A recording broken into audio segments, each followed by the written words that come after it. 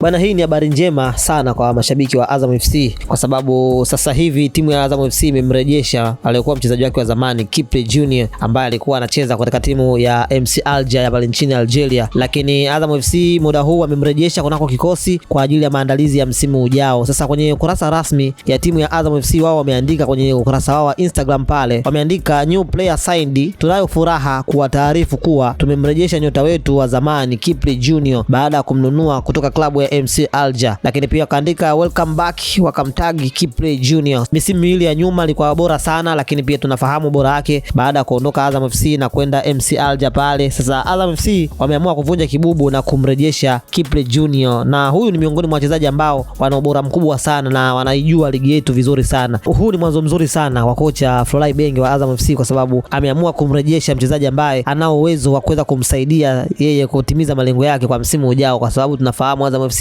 msimu huu wamemaliza nafasi ya 3 kwenye ligi, lakini pia tayari wameshashiriki kombe la shirikisho kwa msimu ujao. Sasa kumrejesha Kipre Junior manake wanaanza kuseti timu yao mapema kwa ajili ya maandalizi ya msimu ujao. Usajili wa Kipre Junior kurudi Azam FC umeuonaje? Andika kwenye comment hapo. Hii ni Wasafi Digital, mimi ni shuhuda kwa muda wote, mzee wa mida Godfrey Nyanto.